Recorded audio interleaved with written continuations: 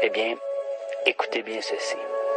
En Islande, le peuple a fait démissionner un gouvernement au complet.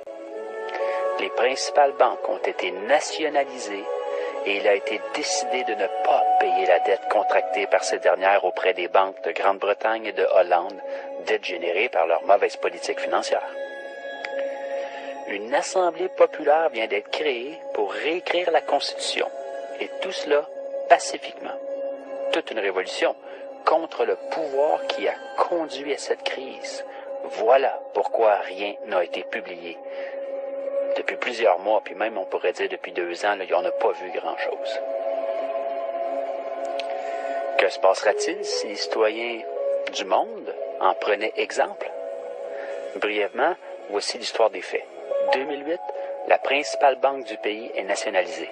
La monnaie s'effondre, la bourse suspend son activité, le pays est en banqueroute. 2009, les protestations citoyennes contre le Parlement font que des élections anticipées sont convoquées. Elles provoquent la démission du premier ministre et en bloquent de tout le gouvernement. La situation économique désastreuse du pays persiste.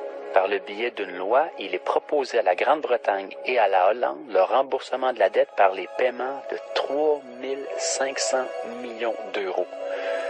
Un montant qui doit être payé mensuellement par toutes les familles islandaises pendant les 15 prochaines années, un taux d'intérêt de 5 2010, le peuple descend à nouveau dans la rue et demande que la loi soit soumise à référendum.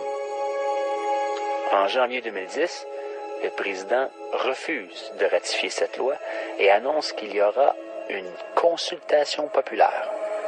En mars, le référendum a lieu et le non au paiement de la dette remporte 93% des voix. Pendant ce temps, le gouvernement a entamé une investigation pour régler juridiquement la responsabilité de la crise. Les détentions de plusieurs banquiers et cadres supérieurs commencent. Là, je parle de prison, là. Oui, on n'est pas tous des mauviettes. Il y a des gens qui se tiennent, il y a des gens avec des colonnes vertébrales sur la terre, là. On n'en parle pas des médias, bien sûr, mais ça existe. Interpol lance une enquête et tous les banquiers impliqués quittent le pays. C'est comme des rats qui quittent le navire, là. Dans ce contexte de crise, une assemblée est élue pour rédiger une nouvelle constitution qui reprend les leçons apprises de la crise et qui se substitue à l'actuelle, qui est une copie, dans le fond, de la constitution danoise. Pour ce faire, on a recours directement au peuple souverain. On élit 25 citoyens sans filiation politique parmi les 522 qui se sont présentés aux candidatures. Pour cela, il faut être majeur et recueillir le soutien de 30 personnes. Assez simple.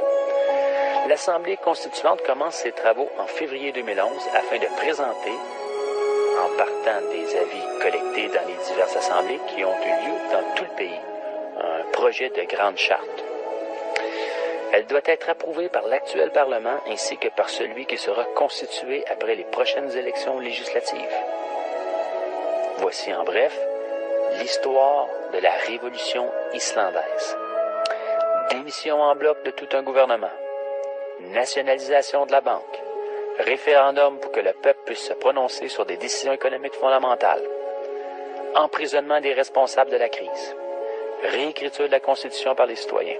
Le peuple islandais a su donner une leçon à tout le monde entier en affrontant le système et en donnant une leçon de démocratie au reste du monde.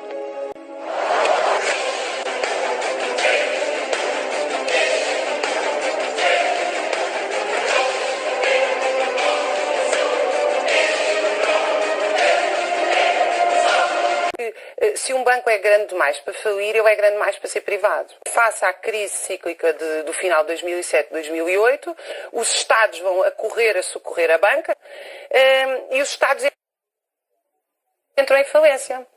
entram em falência porque vão socorrer a banca.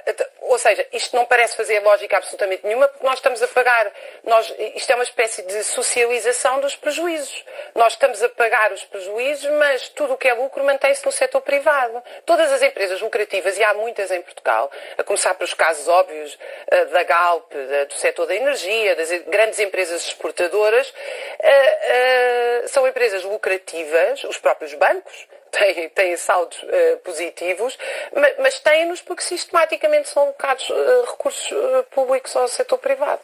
Tem que ser a nacionalização da banca e do sistema financeiro. A banca e o sistema financeiro têm que voltar ao controle público dos cidadãos e das pessoas.